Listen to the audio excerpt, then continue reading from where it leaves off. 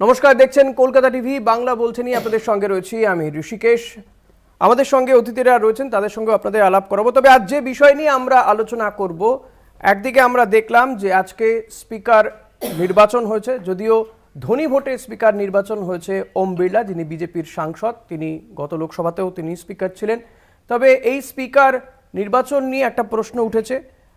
অভিষেক বন্দ্যোপাধ্যায় তিনি দাবি করছেন যে ইন্ডিয়া ব্লকের কেউ কেউ তারা ডিভিশন চেয়েছিলেন, কিন্তু শেষমেশ প্রোটেম স্পিকার কার্যত একতরফাভাবে ধ্বনি ভোটে এই বিষয়টাকে মিটমাট করিয়েছেন, অর্থাৎ ধ্বনি ভোটে স্পিকারকে নির্বাচন করা হয়েছে। যদিও জয়রাম রমেশ তিনি টুইটে দাবি করেছেন যে তারা ডিভিশন চাননি। তাদের বক্তব্য যে এক্ষেত্রে তারা একটা সৌহার্দ্যের পরিবেশ বজায় রাখতে চেয়েছিলেন, যদিও সেটা শেষমেশ বজায় থাকলো না বিজেপির জন্য, এমনটাই তার বক্তব্য। ফলত এই অর্থাৎ ইন্ডিয়া জোট শরিকদের মধ্যেই এই বিষয়টা নিয়ে একটা দ্বিমত দেখা দিচ্ছে। অপরদিকে আমরা দেখলাম যে স্পিকারের চেয়ারে বসার পরে পরেই ওম বিড়লা তিনি এমার্জেন্সি নিয়ে কথা বললেন।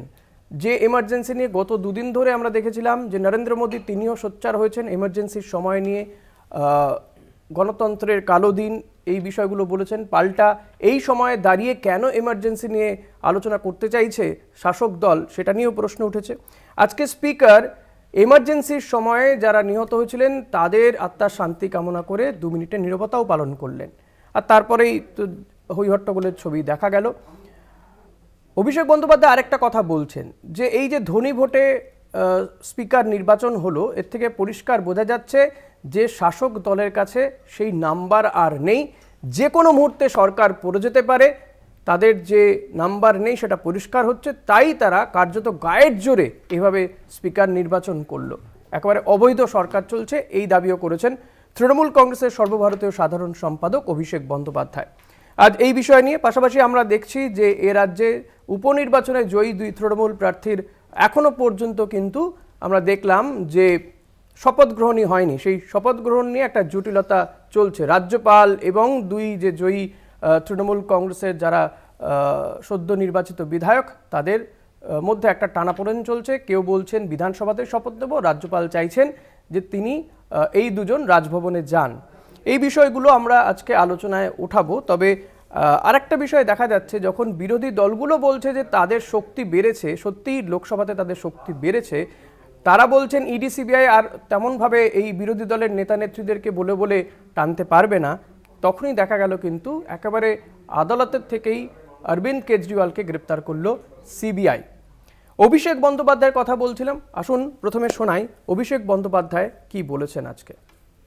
নিয়ম হচ্ছে লোকসভার কার্যপ্রণালী যদি আপনি দেখেন, একজন সদস্য যদি ডিভিশন চায় তাহলে অধ্যক্ষকে, এক্ষেত্রে প্রোটেম স্পিকার, তাকে ডিভিশন অ্যালাউ করতে হয়। এক্ষেত্রে আপনারা যদি সিসিটিভি ফুটেজ দেখেন বা পার্লামেন্টের যে স্ট্রিমিং হয়েছে ফুটেজ বার করে দেখেন, এখানে প্রতিপক্ষ যারা রয়েছে ইন্ডিয়া ব্লকের একাধিক প্রতিনিধি ডিভিশন চেয়েছে এবং চাওয়ার পরও ডিভিশন অ্যালাউ করা হয়নি। এবং এটা স্পষ্টত প্রমাণ যে বিজেপির কাছে সংখ্যাগরিষ্ঠতা নেই। সুতরাং এই যে সরকার চলছে এটা অবৈধ, অনৈতিক, আনকনস্টিটিউশনাল গভর্নমেন্ট, এবং এই সরকারের পতন সময়ের অপেক্ষা আমার মনে হয়।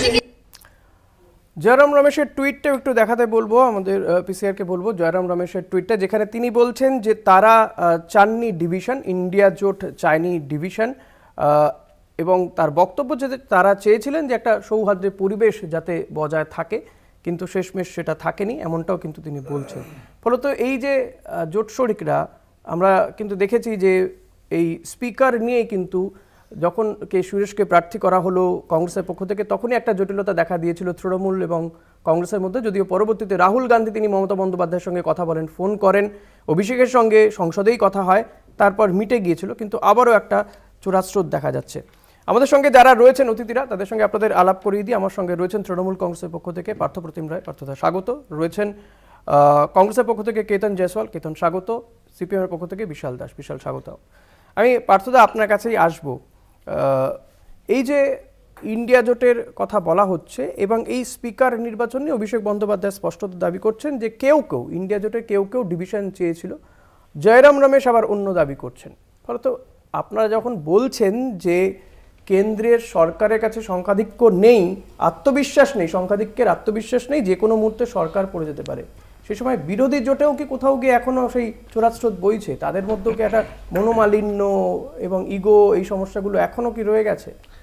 চোরাস্রোত ইগোর বিষয় না। তৃণমূল কংগ্রেসের সর্বভারতীয় সাধারণ সম্পাদক সাংসদ অভিষেক বন্দ্যোপাধ্যায় খুব পার্টিনেন্ট প্রশ্ন তুলেছেন যে যে লোকসভা পরিচালনা করবার যে হ্যান্ডবুক রয়েছে, আমরা সেটা যদি পরিলক্ষিত করি তাহলে দেখব যে ডিভিশন চাওয়ার ক্ষেত্রে একজন সাংসদ, একজন মেম্বার, তিনি যে দলেরই হন না কেন, তিনি যদি ডিভিশন চান তাহলে সেই ভোটাভুটিতে যাওয়া উচিত। কিন্তু এখানে প্রোটেম স্পিকার তিনি বিষয়টাকে এড়িয়ে গেছেন, এড়িয়ে গিয়ে ধ্বনি ভোটে ওম বিড়লা তিনি নির্বাচিত হয়েছেন। এখন আসি, আপনি যে প্রসঙ্গটা তুললেন যে জয়রাম রমেশ যে টুইটটা করেছেন সেখানে বলেছেন আমরা সহমতের ভিত্তিতে করেছি। এখানে একটা ফ্যালাসি রয়েছে।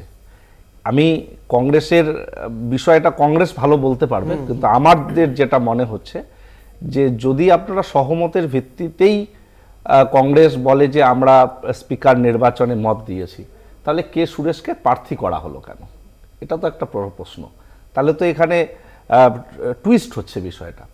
তাই জন্যে হয়তো তিনি তার মতো করে একটা টুইটে ব্যাখ্যা দিতে চেয়েছেন, কিন্তু আমরা যে কথাটা স্পষ্টভাবে বলেছি যে ডিভিশনটা আমাদের কেউ কেউ চেয়েছিল কিন্তু প্রোটেম স্পিকার দেয়নি, ধ্বনি ভোটে পাস হয়েছে, ওম বিড়লা স্পিকার হয়েছেন, শুভেচ্ছা জানিয়েছেন আমাদের দলের পক্ষ থেকে। কিন্তু আমরা একটা বিষয় বলতে চাই যে বিজেপি বা এনডিও তারও আত্মবিশ্বাসী নয়। ডিভিশনে গেলে কোথাও হয়তো তাদের একটা মুখ পড়ার সম্ভাবনা ছিল, তাদের নাম্বারের হেরফের হয়তো হয়ে যেত। বেশ, আমি এই জায়গাটা কিন্তু স্পষ্ট হতো যে শুরুতেই কি রকম একটা দুর্বল সরকার পরিচালিত হচ্ছে। আগামী দিনে নিশ্চিতভাবে কোনো না কোনো ইস্যু নিয়ে আবার ডিভিশন হবে, সেখানে কিন্তু এই ব্যাপারটা স্পষ্ট হবে। বেশ, আমি কেতানের কাছে আসি। এই যে ডিভিশন চাইতে গিয়ে কি কংগ্রেস আর তৃণমূলের মধ্যে যে একটা ডিভিশন রয়েছে সেটা কি কোথাও পরিষ্কার হয়ে যাচ্ছে? কারণ সহমতের ভিত্তিতে জয়রাম রমেশ তো বলছেন, অভিষেক বন্দ্যোপাধ্যায় বলছেন কেউ কেউ চেয়েছিলেন যে ডিভিশন হোক। দেখুন, ডিভিশন চাওয়া হয়নি এই কথাটা আমাদের যিনি জেনারেল সেক্রেটারি ইনচার্জ কমিউনিকেশন তিনি জয়রাম রমেশ তিনি বলে দিয়েছেন, স্পষ্টই টুইটও করে দিয়েছেন, মিডিয়াতে তার ওনার বাইটও চলছে যে আমরা কেউ কিন্তু ডিভিশন চাইনি। কারণ একটা পজিটিভ ওয়েতে ব্যাপারটা যেন যায়, এটা যে নির্বাচিত হচ্ছেনই তাহলে ওনার সবাই ধ্বনিভোটে হয়েছে, ওনাকে শুভেচ্ছাও দেওয়া হয়েছে। আর শুভেচ্ছা দেওয়ার সাথে সাথে কিন্তু আমাদের নেতা প্রতিপক্ষ রাহুল গান্ধী কিন্তু একদিকে শুভেচ্ছা দিয়েছেন, একদিকে ওনাকে একটু মানে মনেও করে দিয়েছেন যে আপনি গত 10 ইয়ারে কী কী করেছেন, যে আপনি শতাধিক সাংসদদের বহিষ্কৃত করে দিয়েছেন আর অন্যান্য যেগুলো মানে অগণতান্ত্রিক কাজকর্ম করেছেন সেগুলো মনেও করে দিলেন। আর আগামী দিনের জন্য বলে দিলেন যে এবারে যে অপোজিশন আছে এটা কিন্তু গতবারের চেয়ে বেশি অনেক সংখ্যায় আছে, তো তাই এবার যাতে আপনারাও সে ব্যাপারটা মাথায় রেখে আগামী দিনের ডিসিশনগুলো নিন, আর আমরা যদি আপনারা ঠিকঠাক কাজ করেন আমরা আপনাদের কাছে থাকবো। এবার দেখুন, তৃণমূলের ব্যাপারটা যেটা হচ্ছে তারা একটু হাইপ তৈরি করার জন্য, আচ্ছা অভিষেক ব্যানার্জি বললেন যে কেউ কেউ বলেছিল, তৃণমূলের প্রতিদিনই এখানে স্টুডিওতে বলছেন যে কেউ কেউ বলেছিল, কেউ কেউ কারা কিন্তু কেউ বলেনি এখন অবধি, মানে সেটা স্পষ্ট না। আমরা জানি যে তৃণমূলের দলনেতা এবারে হচ্ছেন আমাদের মাননীয় সুদীপ বন্দ্যোপাধ্যায় মহাশয়, তিনি কি সে ডিমান্ডটা রেখেছেন না কেউ কেউ এই কেউ কেউ কিন্তু এখনো আমরা কেউ জানতে পারলাম না। আর একদিকে জয়রাম রমেশ বলছেন যে না আমরা চাইনি। আচ্ছা, আর একটা কথা গুরুত্বপূর্ণ যেটা হচ্ছে যে গতকাল রাতে খাড়গে সাহেবের বাড়িতে একটা মিটিং হয়, সেখানে যারা মানে বিরোধী দল তারা সবাই ছিল, সেখানে তৃণমূলের প্রতিনিধি পার্টি ছিল, ডেরেক ওব্রায়েন অ্যান্ড সম্ভবত কল্যাণ বন্দ্যোপাধ্যায়, তো তারাও সেখানে ছিল। সেখানেও একটা কিন্তু এই ডিসিশন সেখানে কাল রাতেই হয়ে গিয়েছিল যে আমরা ভোটাভুটিতে যাব না বা ডিসিশন চাইবো না, কিন্তু সেটাকে মানে সেটার কোনো কিন্তু প্রেস রিলিজ রাত্রিবেলা হয়নি বা কোনো হয়নি। আর তাহলে কেন অফিশিয়ালি উইথড্র করা হলো না ক্যান্ডিডেটচার, যে কে সুরেশকে আমরা উইথড্র করে না, আমরা কোনো পদ উঠছি না?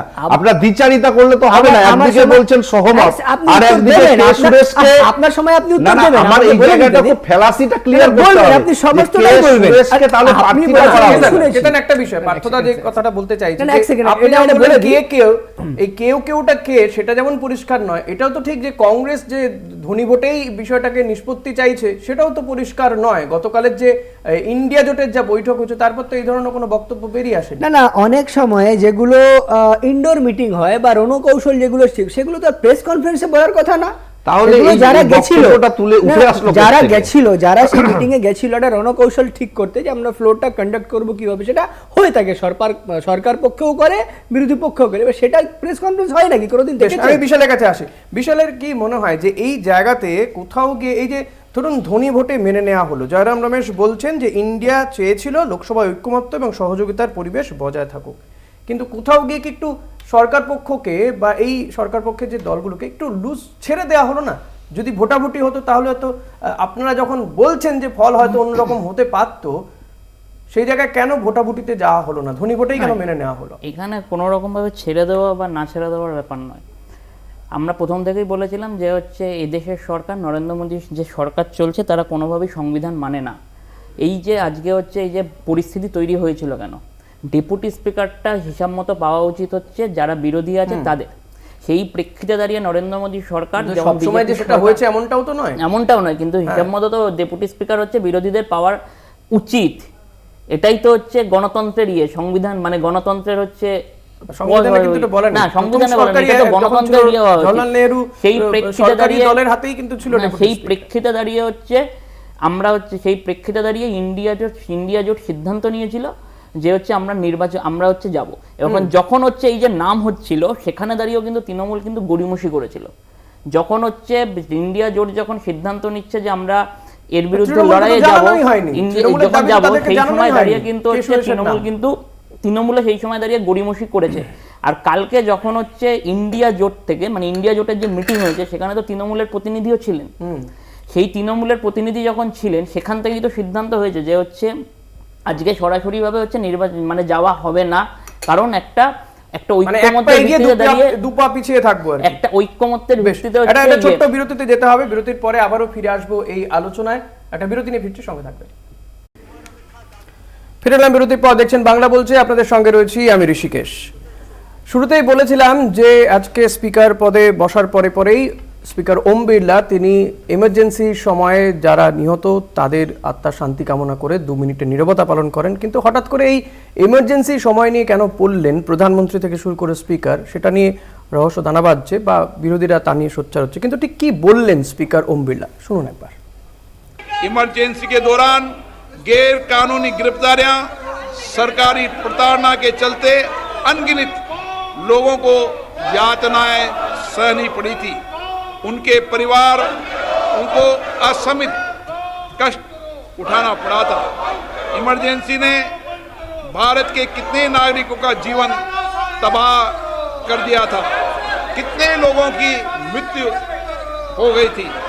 इमरजेंसी के इस काले खंड में कांग्रेस की तानाशाह सरकार के हाथों अपनी जान गंवाने वाले भारत के ऐसे कर्तव्यनिष्ठ और देश में प्रेम करने वाले नागरिकों की स्मृति में हम सब 2 मिनट का मौन रखते हैं।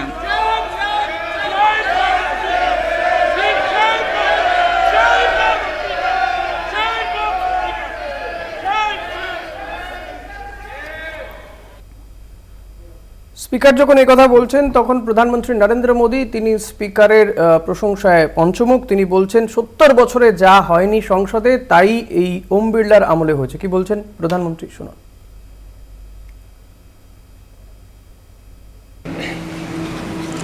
17वीं लोकसभा में मैं कहता हूं कि संसदीय इतिहास का वो स्वर्णिम कालखंड रहा है। आपकी अध्यक्षता में संसद में जो ऐतिहासिक निर्णय हुए हैं,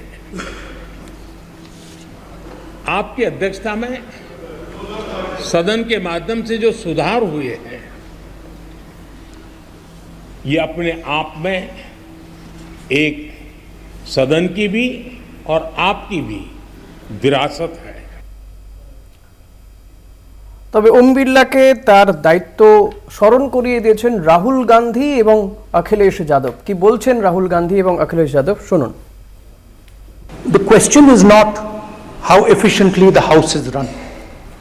The question is how much of India's voice is being allowed to be heard in this House. So the idea, Speaker Sir, so the idea that you can run the House efficiently by silencing the voice of the opposition is a non-democratic idea. And this election has shown that the people of India expect the opposition to defend the constitution, the संविधान of this country. मुझे लगा कि हमारे speaker की कुर्सी बहुत ऊंची होगी, क्योंकि मैं जिस सदन को छोड़ के आया हूं, अध्यक्ष जी उसकी कुर्सी बहुत ऊंची है। उस समय भी मैं अध्यक्ष जी किसको कहूं कि ये कुर्सी और ऊंची हो जाए। স্পিকারের চেয়ার আরো উঁচু হতে পারতো, উঁচু হবে সেটা বললেন। একটু স্যাটায়ার রয়েছে, অর্থাৎ একটু হালকা কমেডি রয়েছে, নিঃসন্দেহে মিনিং কিন্তু অন্য কিছু রয়েছে।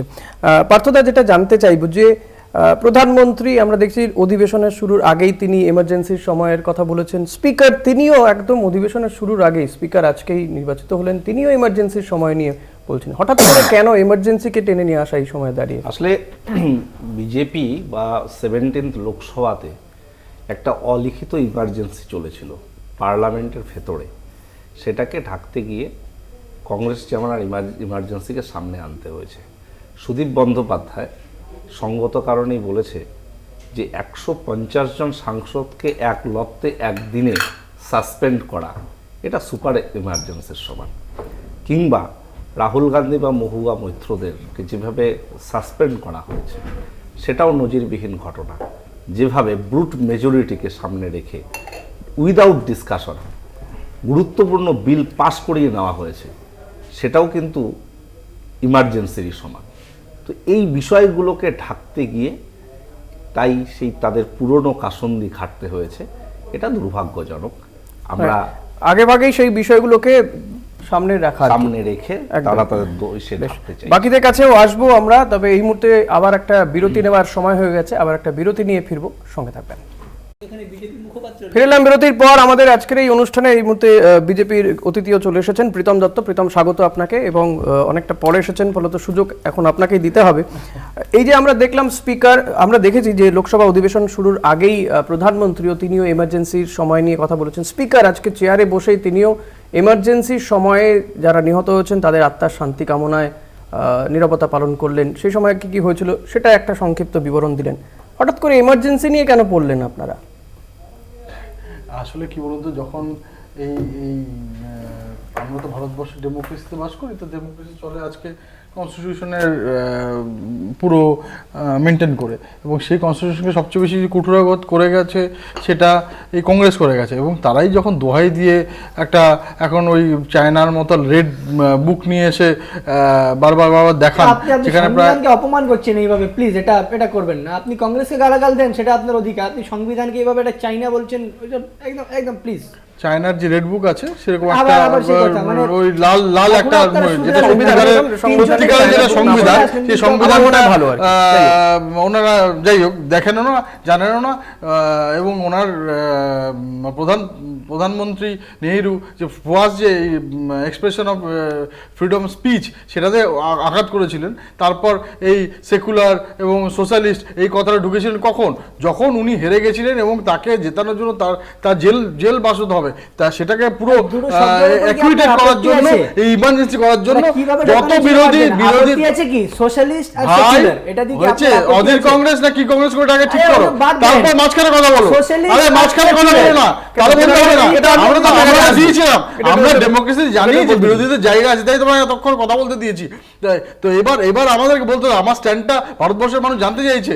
উনি জিজ্ঞেস করেছে কেন ইমার্জেন্সি তার কারণ হচ্ছে ইমার্জেন্সি আজকে যেভাবে ভারতবর্ষের ডেমোক্রেসিতে একটা কালো দাগ, এবং তার জন্য যে কত কত শয়ে শয়ে হাজার হাজার লক্ষ লক্ষ মানুষ ক্ষতিগ্রস্ত হয়েছে, মারা গেছে, তার আমরা আত্মার শান্তি কামনার জন্য আজকে 2 মিনিটের ওখানে এতগুলো বছর পরে কেন এখনো স্মরণ করতে হচ্ছে?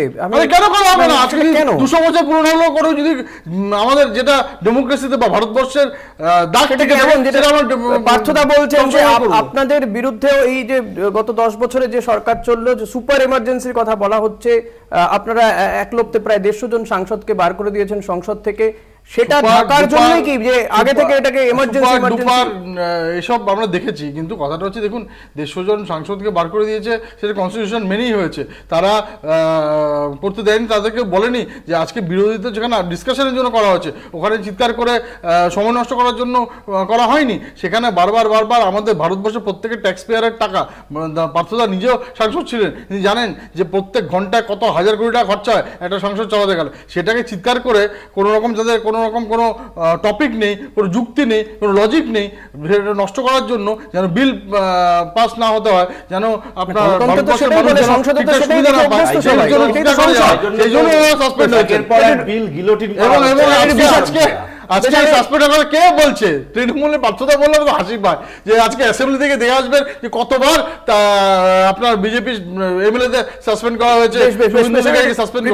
শুনি, আমি কেতনের কাছে আসবো, তারপর বিশালের কাছে যাবো। কেতন, কি বলুন যে কথা প্রীতম বলছেন? দেখুন, স্পিকারকে নির্বাচিত হওয়ার পর কিন্তু শুভেচ্ছা বার্তা দেওয়ার পর কিন্তু তাকে একটা শুভেচ্ছা দেওয়ার মধ্যে একটা বার্তা দিয়ে দিয়েছেন রাহুল গান্ধী বা অখিলেশ যাদব যে আপনাকে গণতান্ত্রিকভাবে চালানো উচিত, আমরা এটা আশা করি। কিন্তু উনি তৎক্ষণিক বুঝিয়ে দিলেন যে উনি যে মানে নিরপেক্ষ ছিলেন না এতদিন, আগামী দিনও তিনি মানে আমরা দেখবেন এমার্জেন্সি ব্যাপারটা কেন, উনি যে 2 মিনিটের নীরবতা পারবেন, যে রেল অ্যাক্সিডেন্ট হয়েছে সেখানে লোক মারা গেছে তার জন্য করতে পারতেন, একেবারে তাজা ঘটনা। আচ্ছা, এই যে বৈষ্ণোদেবীতে যারা ট্যুরিস্ট মানে যারা শ্রদ্ধালু যারা যাচ্ছিলেন তাদের উপর অ্যাটাক হলো, তারা মারা গেলেন, তার জন্য করতে পারতেন। কিন্তু হঠাৎ করে এমার্জেন্সি কেন? আমরা গত 10 বছর দেখেছি এই সরকারের কাজ হচ্ছে ডাইভার্ট করছে। কিসের যে ডাইভার্ট করছে? এই যে দেখুন সরকারটা 15-20 দিন হলো, হ্যাঁ এখনো ট্রেনের একটা অ্যাক্সিডেন্টাল এত বড় দেখলাম আমরা, টেররিস্ট অ্যাটাক হলো আমরা সেটা দেখলাম, এই নিট নিয়ে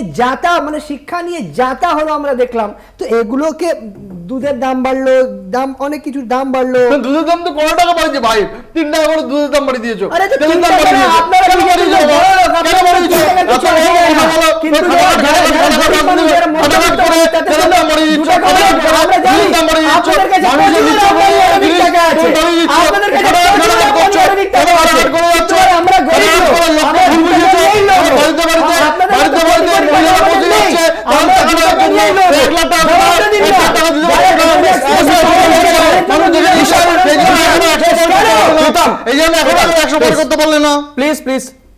বিশাল, আপনারা কিভাবে দেখেন বিষয়টা? যখন ওম বিড়লা তিনি স্পিকারের চেয়ারে বসেই বলছেন যে কংগ্রেসের তানাশাহি এবং তানাশাহিতে ফলে তো কোথাও গিয়ে টোন সেটটা কি করে দিচ্ছেন, আগামী দিনে লোকসভা ঠিক কিভাবে চলবে? দেখুন, ভারতবর্ষের সংবিধানের অন্যতম বৈশিষ্ট্য হচ্ছে গণতন্ত্র, ধর্মনিরপেক্ষতা, যুক্তরাষ্ট্রীয় পরিকাঠামো আর হচ্ছে বহুত্ববাদ। আর নরেন্দ্র মোদীর সরকার প্রথম দিন থেকেই ভারতবর্ষের গণতন্ত্রের উপরে আঘাত এনেছে। এই যে নরেন্দ্র মোদীর সরকার, এই যে বললো না যে 70 বছরে হয়নি, নরেন্দ্র মোদীর সরকার পিএমও অফিস হয়ে গেছিল হচ্ছে সর্বশক্তির কেন্দ্র নরেন্দ্র মোদী সরকারের সময়। ওরা হচ্ছে আমরা দেখলাম যে হচ্ছে ওরা একটা বিল পাস করেছে সাংসদকে এড়িয়ে, national education and policy NEP 2020 pass করেছে, যেখানে দাঁড়িয়ে রাজ্যের মধ্যে পড়ে শিক্ষা, রাজ্যের সঙ্গে কোনো আলোচনায় যায়নি, এনইপি 2020 চাপিয়ে দিয়ে আসলে শিক্ষাকে কেন্দ্রীকরণ করেছে, শিক্ষাকে গৈরিকীকরণ করেছে, শিক্ষাকে বাণিজ্যিকরণ করতে চেয়েছে। এই যে ইতিহাসকে হচ্ছে গুলিয়ে দিতে চাইছে, যে নিট আর হচ্ছে যে নিট আর নেটে যে হচ্ছে আপনারা দেখলেন যে হচ্ছে যে যা হলো, আপনারা দেখবেন একটার উপরে হচ্ছে বিজেপি হচ্ছে আরএসএস এর মাথা, আরএসএস এর এক একজনকে বসিয়ে দিয়েছে। এই যে নিট বা নেট যেটা চালালো এনটিএ এর মাথায় কে ছিল? প্রদীপ কুমার যোশী, উনি ছিলেন হচ্ছে এবিভিপির প্রাক্তন নেতা। আজকে দেখুন একের পর এক হচ্ছে ইতিহাসকে গুলিয়ে দিয়েছে। বাবরি মসজিদের নাম নেই এখন এনসিইআরটিতে। আপনি দেখুন বাবরি মসজিদ যখন ধ্বংস করা হচ্ছে সেই সময়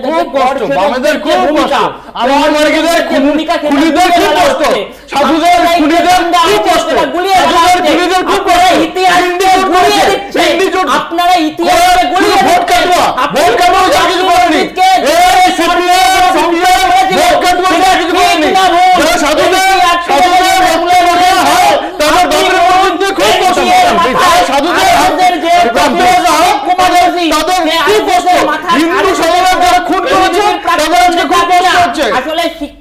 আধুনিকীকরণ খুব কষ্ট হচ্ছে, খুব কষ্ট হচ্ছে, ভোট কাটুয়া সিপিএম দের খুব কষ্ট হচ্ছে আজকে বাবরি মসজিদের নাম নেই দেখে। আজকে যারা সাধুদের হত্যা করে অধিকার নরেন্দ্র মোদীর নেই। ইতিহাসকে কেউ ভুলিয়ে দেবে না। ইতিহাস আজকে জানে যে কি করে মানুষকে আকর্ষণ দিয়েছে। ইতিহাস জানে,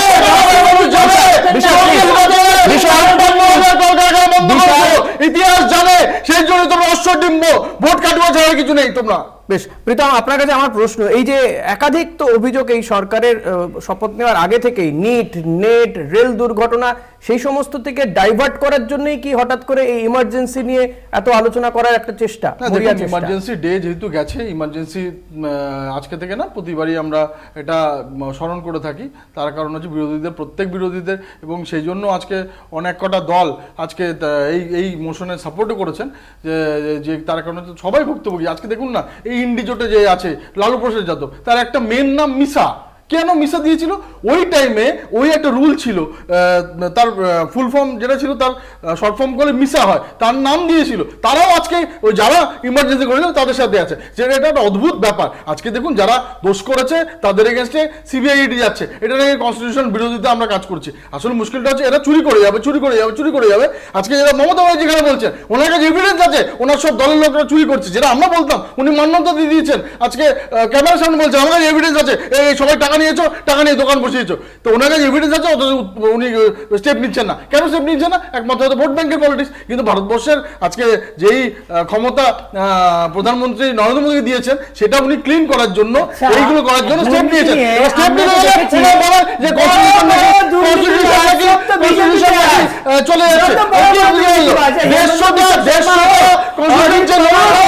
আজকে অধিকারী কংগ্রেস কত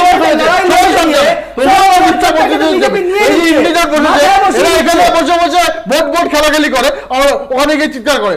আজকে আসলে এটা বাংলার মানুষকে বুঝতে হবে যে সিপিএম একটা ভোট কাটুয়া দল, এদেরকে ভোট দিয়ে কোনো লাভ নেই। আজকে মমতা ব্যানার্জির বিরোধিতা একমাত্র বিজেপি করছে, এবং সেই ভোটটা যেন মমতা ব্যানার্জির বিরোধিতা ভোটটা যেন ভারতীয় জনতা পার্টি পায়, তারা রাস্তায় আছে, মাঠে আছে, ঘাটে আছে, সব জায়গায় আপনাদের জন্য লড়ছে, এটা আপনাদের বুঝতে হবে।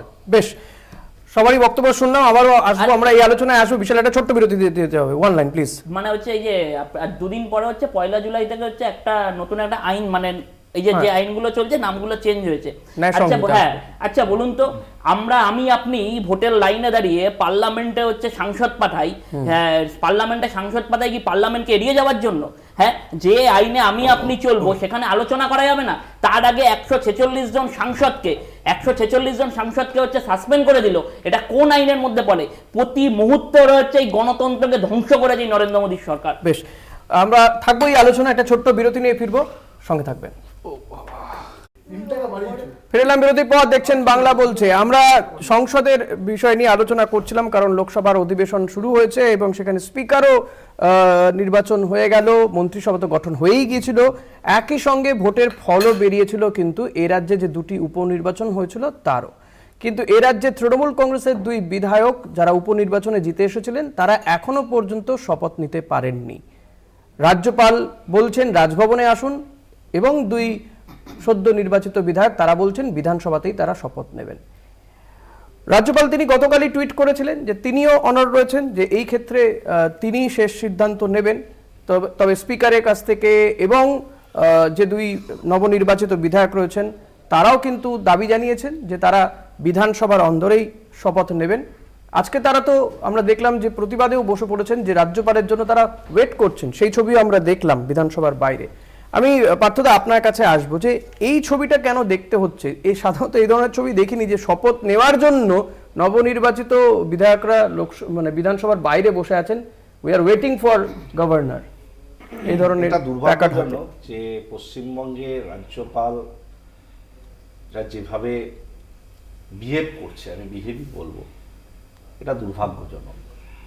রাজ্য সরকারের সঙ্গে সমন্বয় করে রাজ্যপাল সমস্ত বিষয়গুলোকে এগিয়ে নিয়ে যান। সাংবিধানিকভাবে তিনি রাজ্যের হেড হলেও মুখ্যমন্ত্রীর পরামর্শক্রমে সমস্ত কিছু সিদ্ধান্ত তাকে যেমন নিতে হয়, আবার বিধানসভায় রাজ্য সরকারের লিখিত বক্তব্য তাকে পাঠ করতে হয়, এটাই রীতি। এবং এ ধরনের শপথ নেওয়ার ক্ষেত্রে বিধানসভার বিধায়করা বিধানসভাতেই শপথ নেবে বা বিধানসভার অধ্যক্ষর সঙ্গে পরামর্শক্রমে এই কর্মসূচিগুলো নেওয়া উচিত। কিন্তু রাজ্যপাল এখানে খানিকটা জমিদারি ফলাচ্ছে। এই জমিদারি ফলাতে গিয়ে এ ধরনের সাংবিধানিক সংকট তৈরি হচ্ছে, যেটা দুর্ভাগ্যজনক। এবং এটা একটা কালচারে রাজ্যপালরা পশ্চিমবঙ্গের ক্ষেত্রে আমরা দু দফায় দেখলাম এ ধরনের একটা টেন্ডেন্সি, একটা প্রবণতা চলছে, যেটা গণতন্ত্রের পক্ষে বিপজ্জনক। একদমই। বিশালের কি মনে হয় এই ছবি আমরা দেখছিলাম বিধানসভার বাইরে, আমি পিসারকে বলবো সেই ছবি একটু চালাতে, সায়ন্তিকারা প্ল্যাকার্ড হাতে বসে রয়েছেন এবং সেখানে লেখা we are waiting for governor, এই ছবি তো দেখা যায়নি। দেখুন, রাজ্যপাল, নবান্ন, রাজভবন, তৃণমূল, বিজেপি, এই টানাপড়েনের মাঝে না রাজনীতির মতন সিরিয়াস ইস্যুটা একটা ছ্যাবলামোর পর্যায়ে পৌঁছে যাচ্ছে। আজকে তো সায়ন্তিকা ব্যানার্জির তো ওখানে বসে থাকার কথা নয়, আজকে বরানগরের মানুষের তো আজকে বিধায়কের অভাবে থাকার কথা নয়। আজকে বরানগরের মানুষ হচ্ছে অফিশিয়ালি উনি তো বিধায়ক হন, নির্বাচনে জিতেছেন, শপথ তো নেন। আমি এটাই বলছি, অধিবেশনে উনি থাকতেই পারবেন না। এই ইয়ে তো ছিল না আজকে যখন হচ্ছে এই বরানগরের মানুষকে যখন হচ্ছে এই অকাল নির্বাচনের সামনে দাঁড়াতে হয়েছিল কেন? তৃণমূলের মুখপাত্র কুণাল ঘোষ বলেছিলেন যে উত্তর কলকাতায় যিনি তৃণমূলের প্রার্থী হবেন সুদীপ বন্দ্যোপাধ্যায়, তিনি হচ্ছেন বিজেপির এজেন্ট। যখন যিনি তৃণমূলের এমএলএ তাপস রায় বরানগরে, উনি প্রতিদিন হচ্ছে বিধানসভার বাইরে তৃণমূলের মুখপাত্রের ভূমিকা পালন করতেন, আপনারা দেখেছেন। উনিও বলেছিলেন যে হচ্ছে সুদীপ বন্দ্যোপাধ্যায় নাকি বিজেপির সঙ্গে সেটিং করে ওনার বাড়িতে ইডি সিবিআই পাঠিয়েছে। আর তৃণমূল বিজেপি এখানে বসে মারামারি করে, এমনই অবস্থা যে বিজেপির বিরোধিতা করতে করতে তাপস রায় আজ বিজেপির প্রার্থী হয়ে গেছেন। এরকমই হচ্ছে। আর হচ্ছে যখন বিজেপি যখন প্রার্থী পাচ্ছে না উত্তর কলকাতার, তখন তৃণমূল তাপস রায়কে পাঠাচ্ছে যে তুমি গিয়ে বিজেপির প্রার্থী হও। আজকে তো সায়ন্তিকা ব্যানার্জি, আজকে তো বরানগরের মানুষের তো এই বিধায়কের অভাবে থাকার কথা তো নয়। আসলে এদের এই টানাপড়েনের মাঝে রাজনীতির মতো সিরিয়াস ইস্যুটা প্রতিদিন ছ্যাবলামোর পর্যায়ে পৌঁছে যাচ্ছে। কেতনের কি মনে হয় যে এই ঘটনা ঘটছে, কোথাও গিয়ে ইগো একটা প্রবলেম হয়ে যাচ্ছে? রাজ্যপাল তিনিও কেন একটু নমনীয় হচ্ছেন না? কোথায় সমস্যাটা হচ্ছে বলে মনে হয়? দুর্ভাগ্যজনক তো বটেই। কারণটা হচ্ছে যে আমরা যেটা পার্লামেন্টের ক্ষেত্রে দেখছি যে বিজেপির যে নেতারা যেই রটানোটা রটছে এমার্জেন্সি নিয়ে, ঠিক সেই মানে লাইনে পা দিয়ে রাজ্যপাল যাকে নাকি স্পিকার যাকে নাকি নিরপেক্ষ থাকার কথা, তিনি কিন্তু প্রমাণিত করেছেন তিনিও বিজেপির নেতা। ঠিক তেমনই রাজ্যের ক্ষেত্রে আমরা যেটা শুধু এই ব্যাপার নিয়ে না, এই ব্যাপার নিয়ে না, শুধু এর আগে অনেক বাইরন বিশ্বাস কংগ্রেসের প্রতীকে জিতে এসেছিল, কংগ্রেসের বিধায়ক বাইবেলে, তাকে 33-34 দিন এইভাবেই মানে ওকে শপথ নিতে দেওয়া হয়নি। তো এগুলো খুব দুর্ভাগ্যজনক। রাজ্যপাল আর স্পিকার কে কি করবেন, কিন্তু মানুষ যে মানে একটা জনপ্রতিনিধি নির্বাচিত করেছেন, মানুষের টাকা সেখানে ভোটটা হয়েছে, মানুষের এই সার্ভিসগুলো যাতে পায় সেই ব্যবস্থাটা দেখা উচিত। মানে খুব অবাক লাগে যে আমাদের এখানে মাননীয় দল যতটা মানে ড্রামাটিক বা নাটক করতে খুব ভালোবাসে, মোদিজিও ঠিক মানে টেক্কা মিলিয়ে ওখান থেকে লোক পাঠিয়ে দেন কেমন সব। এর আগে ধানকার সাহেব ছিলেন, এখন মানে একদম খুব টেক্কা মিলিয়ে। অর্থাৎ মানুষ অসুবিধায় পড়ছে। আর রাজনীতি, যেটা আমার দাদা বলছিলেন যে মানে রাজনীতির মতো একটা সিরিয়াস ইস্যু, এখানে প্রত্যেক দিন সংবাদ মাধ্যমে আমরা কি দেখছি, ওই রাজ্যপাল কি বললো, মুখ্যমন্ত্রী কি উত্তর দিলেন, মুখ্যমন্ত্রী কি বললেন, রাজ্যপাল কি উত্তর দিলেন, ওখানে কি ধর্না, সে ওখানে কি ধর্না। মানুষের কর্মসংস্থান, এই যে মূল্যবৃদ্ধি, এগুলো নিয়ে কোনো আলোচনা নেই। এই আলোচনাগুলো যাতে না হয়, এগুলো নাটক, এই ছ্যাবলামোগুলো করা। প্রীতমের কাছে আসি। প্রীতমের কি মনে হয় যে এই যে ছবি, এই ছবি তো দেখার কথা নয়, কেন এই ধরনের ছবি দেখতে হচ্ছে? কোথায় সমস্যা হচ্ছে? দুতরফেরই কি একটা ইগোর সমস্যা? না, প্রথমে দেখুন, যেই সমস্যাটা হচ্ছে সেটা বিজেপি মুখপাত্র হিসাবে আমি ঠিক বলতে পারবো না, কিন্তু অ্যাপারেন্টলি দেখে যেটা মনে হচ্ছে যেটা ইন্ডিজোরে খেলা লুডো খেলার মতো এখানে একবার করে, সেটা বাংলার মানুষকে বুঝতে হবে। এই দেখুন ভাই বলছিল না এ ছ্যাবলামার কথা, এরা ছ্যাবলামার কথা বলে এখানে, আবার দিল্লিতে গিয়ে কোলাকুলি করে, ফিশ ফ্রাই খায়, কফি খায়, সব একসাথে করে। তা আবার মানুষ এটা ভুলে যায়, মানুষ ভাবে যে আচ্ছা ঠিক আছে একটু সিপিএম লড়ছে, ওদেরকে একটু ভোট দিয়ে দিই। আলটিমেটলি ভোটটা নিয়ে ভোট কাটুয়া হয় এবং বিরোধী ভোটটা কনসোলিডেট করতে পারে। ওটাই বলছি, এবার ধরো নির্বাচিত বিধায়করা শপথ দিচ্ছে, রাজ্যপাল বলছে আপনারা, এর আগে অনেক সেরেমনি হয়েছে আমরা দেখেছি, রাজভবনে বিধায়করা গিয়ে শপথ নিয়েছেন। তো ওনারা রাজভবনে ডাকছেন, ওনারা যাচ্ছেন না, কেন যাচ্ছেন না এটা ওনারা জবাব দিতে পারবেন।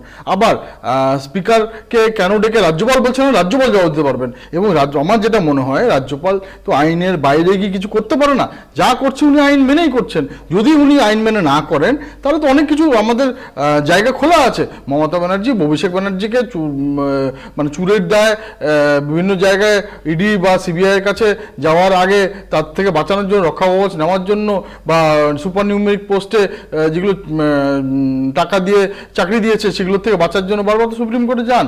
তো আজকে উনিও যেতে পারেন।